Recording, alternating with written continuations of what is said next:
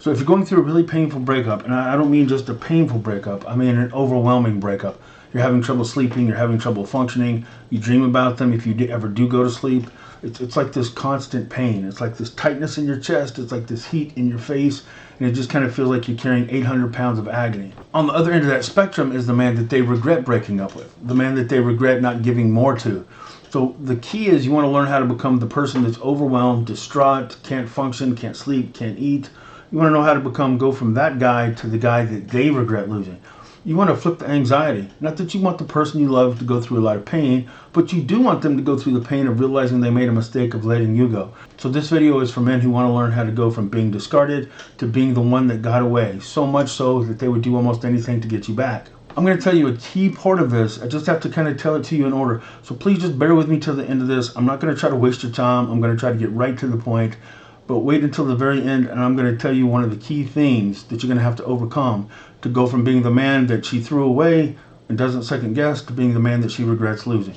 Now, to go from being the man that they're confident they did the right thing in letting go to being the man that they regret losing go most days of their life, it's going to require a few things that are going to feel wrong.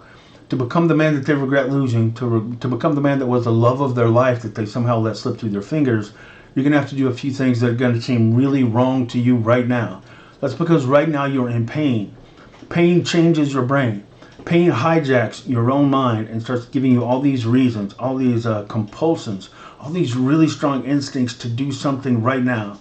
And all of it feels logical, even though it's not really logical, and it's extremely attraction draining. In other words, you'll start killing your odds more than you're building your odds. Like the person that they regret losing, guess what they have to feel like? They have to feel like they lost that person. You can't be the man they regret losing if they feel like they can have you back anytime they want you. Like the metaphor that I use is the house and the porch. If you're in a relationship, you're in the house of the relationship. They break up with you and they know you don't want to break up. It's like you went out the front door, but you're arguing. You're trying to stay in the relationship. You're reasoning with them. You're giving them all the reasons that they shouldn't be doing this. So in other words, you're camped out on the porch. Now, even though two people are going through a breakup at the same time, they're not experiencing the same thing because in that situation, only one of them is feeling lost. To become the one that they regret losing, they have to feel like there's a reasonable chance that they lost you. You can't lose something that has never gone away. So every time they look out the front door, every time they look out the front window and they see you camped out on the porch, which means you're sending them text messages, you're sending them emails. Hey, I know it's been 2 weeks, but I really miss you and I still think we should give this another chance. I've learned so much. So the more you're fighting to stay in their life, the more you're reaffirming to them that they haven't lost you from their lives. To become the one who got away, you have to prove that you're strong enough to walk away. But again, when you're going through agony, you have adrenaline, you have this, your serotonin, your dopamine is kind of going up and down. You're getting drained from the hormones that give you hope, that give you confidence, that give you strength. You're getting flooded with the trauma hormones, the cortisol, the norepinephrine. Everything's hitting you in a way that makes you feel like, I've got to do something now. Your brain will create and magnify the sense of loss and trauma to get you to do something. All your brain knows is that you're in pain. When you're in pain, your brain comes alive with all these reasons, all these plans, and all these strategies to get out of the pain. So like imagine that you were tied to a stake and you were being burned alive. Your brain's going to try to come up with something that gets you out of that pain immediately. Well, if you're going through a really painful breakup, it's kind of like emotionally you're being burned alive. It feels like constant pain. Because you're in constant pain, you want immediate relief. You have to fight that instinct. You have to fight off what fear and logic are going to tell you to do. Fear and logic will tell you to do the very things that make that fire higher and hotter and bigger. And it's going to drain attraction even faster. So take a deep breath and be ready for your own mind to become like your enemy. It's going to start playing chess with you. Hey, I know they say to do no contact, but the truth is, I lost them because maybe they didn't think that I loved them enough. You're going to be in so much pain that those are the emotions that you're going to lead with. The problem is, women are attracted to men who are resilient, men who are not easily flappable, men who are not easily shaken. When you're in pain, everything that you're projecting to them, loyalty, regret, desire to commit, not only commit to what you had before, but commit to something more. Maybe they broke up with you because you didn't propose soon enough. Maybe you didn't move in soon enough. Maybe you didn't let go of your ex soon enough. Whatever it is, now because you're in pain, you're ready to up whatever you were offering them before. And it's like, to you it feels logical. It's like a car deal. Well, they wanted this much for the car and I didn't give it, but now I'll give them everything that they were asking for and more. But remember, attraction is not a negotiation. So if somebody says I'm not attracted to you, put yourself in their spot. Let's say you broke up with somebody, you got to the place where emotionally and confidently you're ready to move on. In other words, you are more excited about life without that person than life with that person, because that's the harsh reality. Now imagine they start negotiating with you. Does negotiation ever do anything? Like if somebody's not attracted to you, or say you're not attracted to somebody else and they said, well, what would make you more attractive to me? What if I learned to juggle? What if I was a really good cook? What if I learned to give you a foot massage? Now, all that's complimentary, and it makes you feel good about yourself, and you might even enjoy a good foot massage. But as soon as she's done giving you the foot massage, you're going to think, oh, that's kind of sad that she'd be willing to do that. It's not going to up the attraction. It's going to drain the attraction. So everything, the compulsions that you're feeling, let her know that I'm loyal, let her know that I'll never go away, let her know she's the only one for me. I know, I'll let her know that I've never hurt like this before. All the things to you that are giving you evidence that that's the love of your life aren't going to be evidence to her that you're the love of hers. In other words, she broke up with you, so you think, I've never hurt like this before, so that tells me that I love her. I'd do anything to get her back. That tells me that I love her. I can see all the mistakes that I made, all the things that I would do differently now. Those are 3 strong reasons to let you know that you love her. None of those are good reasons for her to come back to you. So your instinct is going to be to lead with desperation, but desperation drains attraction. So to become the man that she regrets losing, and you can start this process a lot sooner than you think, especially if you've spent a lot of time chasing after the breakup. Chasing after the breakup doesn't drive up attraction. It almost never works. At best, you usually get a delayed reaction. Okay, I guess we could try it for another month. We could try it for another couple of weeks. But normally now their ego is so overinflated and your sense of worth has gone down. Your sense of dependence on them has gone up. So even if you talk them out of the breakup momentarily, they're usually going to break up with you anyway. But if you did chase, beg, and plead to try to get them to not do or not follow through with the breakup, or try to talk them out of it right after they did it, the good news is you set the expectation of pursuit. When they think about you, they're thinking about somebody who wants to be with them. They're thinking about you as an eternal option at that moment. Now keep in mind, there's also a principle of hopeless in the moment and hopeless forever. If somebody breaks up with you and you chase and beg and plead, that chasing and begging drains attraction even more, so you can chase to the point that it really is hopeless in the moment. There's really nothing you can do in the next day or two, in the next week or two to get them to come back, short of winning the lottery or getting cast in the next Marvel superhero movie. That might do it. But it's going to take something drastic to radically change how they have framed you. They already have an idea of what life with you is going to be like. So something has to come along to drastically change that framing they have, that expectation of what life with you is going to be like. It's almost impossible to do that in a week or two. But if you have chased and you have begged and you have pleaded, then what you've done is emotionally set them up to view you as a constant, eternal option. Now, the way we're wired, we're very self-absorbed people. I mean, human nature is pretty self-absorbed. Our favorite topic is us. Our favorite obsession is our future.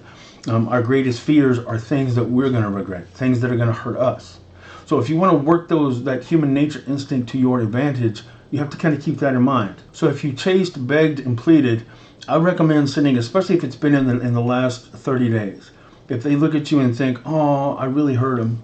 I know he'd do anything to get me back. He's still writing me letters. He's had friends and family reach out to me, trying to get me to reconsider what I'm doing.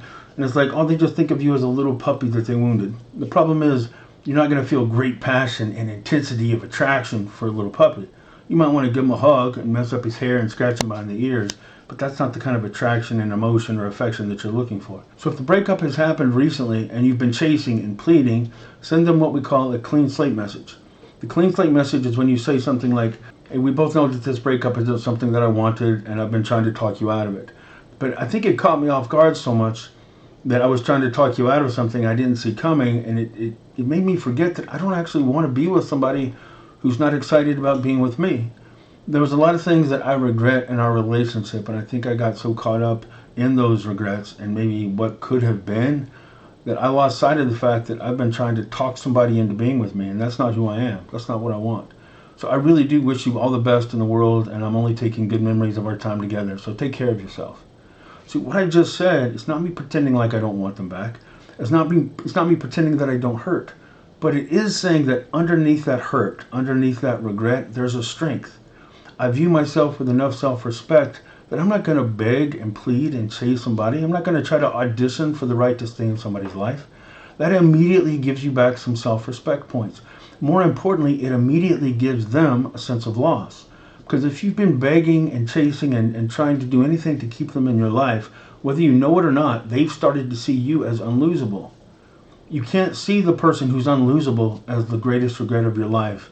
They can't be the one who got away if they refuse to go away. So this message does a few things. It reframes the breakup as two people who have sadly come to the conclusion that they don't belong together anymore. Now that seems really scary. Like, don't turn off the video. I know a lot of people are tempted to click off right now, but just hear me out for a second. The reason you're committed to fighting for the relationship is that it seems like the most logical thing to do. There were two people in the relationship, now there's just one. If I do what this idiot's telling me to do, then it doesn't look like anybody's fighting for the relationship and we have no chance. I need at least one person fighting for this. The problem is, if you're the one person fighting for a relationship, you don't have a relationship. A relationship takes two people excited to be in it. You're already in denial thinking, I'm still fighting for it. The more you fight, the more attraction you drain. Your real issue, if there's one person fighting for the relationship, is what can that one person do to drive up attraction? Well, to drive up attraction and a regret, a sense of loss, they have to see that there's a possibility of loss. And when you project unexpected strength, human nature comes back into play. And human nature is going to be curious. Why is the person who was begging me not to leave suddenly strong enough to let me leave? What did they realize about themselves? What did they realize about me? We're wired to be instinctively curious about somebody who's given us pursuit, a sense of worth, and a high sense of value, who suddenly stops chasing. We want to know why they stop chasing. Our ego takes a little bit of a ding, and it's on the outside they might say something like, I'm so glad you came to this same conclusion. I know it's sad that we're breaking up, but I'm sure we'll both be okay. Internally what they're thinking is, why don't you still want me? Why aren't you still fighting for me? Because nobody likes the loss of affection, pursuit, or attraction of another person. So now curiosity is starting to build. Projecting and displaying unexpected strength is 10 times more attractive than endless pursuit. But you have to learn to not trust your own mind. This is even more true if they're with somebody else. If they're with somebody else, keep in mind, human ego, human nature is much stronger again than human fear and logic. All this is even more imperative if they're with somebody else. If they're with somebody new, if they just started dating somebody else, and you keep fighting and you keep chasing, that overinflated ego that they have from the excitement of limerence with this new person is only going to get bigger if you continue to chase. Which you're blowing up their ego. The more their ego inflates, the lesser the chance they come back to you. And that makes sense, right? If they're feeling excited and confident, like they can conquer the world, and they've never been more attractive, and they've never been more wanted, and they've connected this stage of their life with breaking up with you, your continued pursuit is just reinforcing the idea to them that they can do better than you. Keep in mind, one of the pillars of limerence is uncertainty. Well, you're killing that aspect of limerence by saying, hey, you don't have to be uncertain about me. I'll take you back. I want you back. I'll fight to get you back. So if they're in limerence with somebody else, they're caught up in the excitement, the perfection, the uncertainty, the new passion, that they're painting new fantasies of the future with this new person. You chasing them is just blowing up their ego. You're trying to become an obstacle to them and the new person that they're supposed to be with. So you're romanticizing this new relationship by trying to fight against it. You've become the villain in their love story. Not only that, you've become the pitiful, sympathetic, and sometimes pathetic villain to their love story. So you're draining attraction by the second, the more you're chasing, trying to compete with that person because you believe that you fight for the love of your life. You re-attract the love of your life not by fighting for them, but by triggering a fear in them that they just walked away from the most attractive, the higher value, the person that's only going to get better, stronger, and more successful in life. Because it's been shown in studies time and time again, women want to be with a man that is resilient, that in his field, in his area of expertise, he's dominant, somebody that can give them a life of adventure. Being with that person is exciting. That's why I said if you got cast as the new lead in a new Marvel superhero movie, or you won the lottery, it's not just the money, it's not just the attention. It's that the type of man who wins the lottery and all the things it brings with it, the type of man who gets cast in that movie and all the things it brings with it, is an exceptional life. You could say women are drawn to the story, drawn to the fairy tale, drawn to being with a man who gives them an exceptional life. They don't want to be with boring. As hard as it is to believe, your undying love, your willingness to prove loyalty beyond all compare, endless loyalty, and vows of eternal love forever aren't really that exciting. In a lot of ways, it can be boring. Why do they want to be with a man who the greatest thing in his life is them? They already have them. They want to be with a man that can take them on an adventure, that lives the kind of life that they can't match with somebody else. You want to become the one who got away? Prove that you're strong enough to walk away. Let them have time to burn out the limerence with that new person. Limerence in its early stages, if they're with somebody new and you're paying attention, it's going to feel like they just found their Prince Charming. It's going to feel like they just found their happily ever after. They're on horseback and they're riding off to their castle to live happily ever after. And if you don't do something right now, if you don't shoot the horse, if you don't do something, they're going to be gone forever. Take a deep breath and realize most relationships start off looking like they're going to go the distance. Very, very few of them do. Give them time to be disappointed in that new fairy tale. And while they're being disappointed in that fairy tale, be building your own story over here. Like, be honest with yourself. Make a list of the things that you can be exceptional at, things in your life that you can truly and sincerely upgrade. So when they're done being focused on this new love, which turned out to be more of a frog than a prince, when they look back at you, you've become another version of yourself. You've realized that they aren't the key to your happiness. They aren't the key to your purpose. And you've remembered that there's some gifts about you that set you apart. Focus on those gifts. The problem is when we fall in love too deeply, too quickly, that love becomes the cornerstone of our life.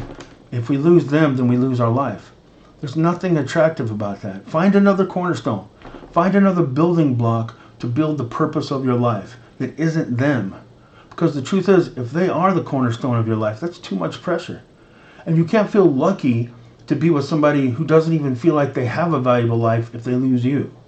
That's not as romantic as it seems, and it's definitely not attractive. Look at it this way. Take it as a personal challenge. Like, I'll give you a personal challenge.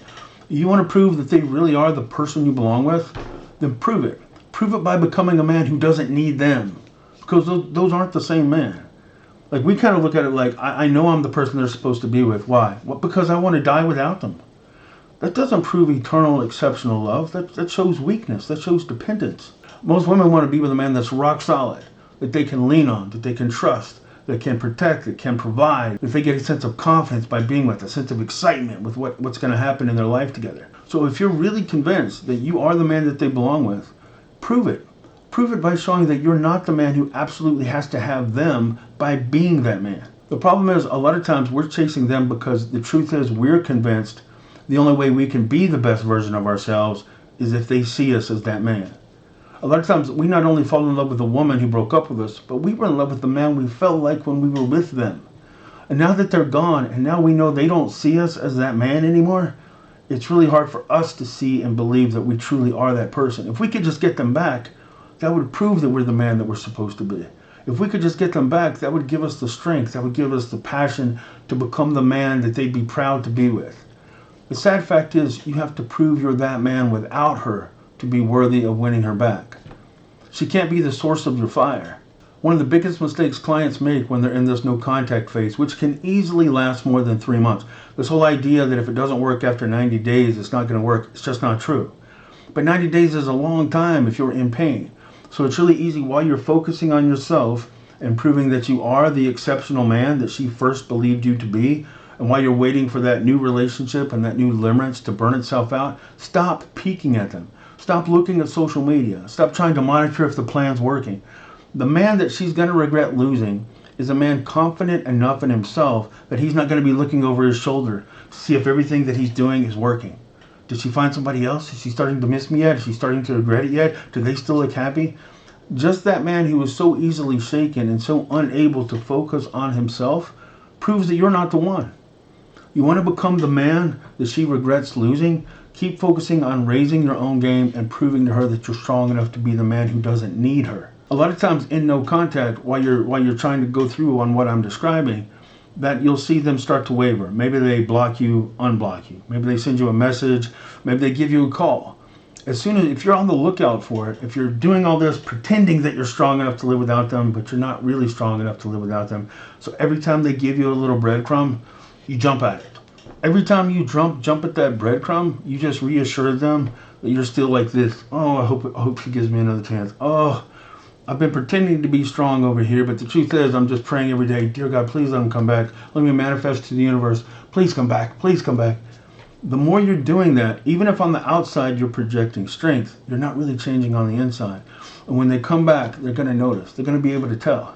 So for your own sake and for the sake of winning them back, sincerely focus on this as much as you can. Sincerely focus on becoming the man that they possibly have lost. Remind yourself that life without them is not a consolation prize. Look at it like life without you is going to be their consolation prize. When you truly believe that and start acting and living like that, the funny thing is your beliefs and your actions, a lot of times, especially after a breakup, they don't go together. But if you can consistently live out the actions that you don't believe, in other words, act like you don't need them to be happy, act like you don't need them to be excited about your own life. The longer you act like you don't need them to be happy, the more your beliefs start to change. You're proving to yourself that you are exceptional, that you are rare, that you are a strong enough man to not need them to come back. And that actually makes you more attractive. It's almost like quantum entanglement on a spiritual relationship level. It's like, in some way, it's almost like there's a spiritual connection that nobody can see. No matter how far away you are, if you desperately need them, it's almost like they can feel it. It's like if you change the charge in an electron, the matching electron changes instantly. The more you can become the person who doesn't need them, the more I'm convinced on some level they can sense it. So at the beginning, you're going to have to be faking that you're strong enough to live without them. But you do it long enough and you prove to yourself you actually are strong enough to live without them. And something changes, something works for you. So I hope that makes sense. Listen to this video when that internal voice, when your own mind is starting to come up with all these little reasons. And your mind can be very cunning and very deceptive. It'll give you what feels like real, significant, meaningful reasons to reach out to them, to share one more insight with them. Maybe if I tell them this at this moment, maybe if I let them know that I've had this insight, this revelation, this will be the thing that brings them back to me. Your brain will convince you that it's something you just have to do. But it's really just trying to figure out a way out of that pain, so it will sabotage you. But one thing I like to say is details matter. Every situation is different. So if you're in the middle of this, if you feel overwhelmed, you don't know how to breathe, you don't know how to move on from this person, and you want to go from becoming the man that they threw away with confidence to the man that they regret losing, then you can find me at realcoachken.com, and I'll be back again soon with another video. Thanks a lot.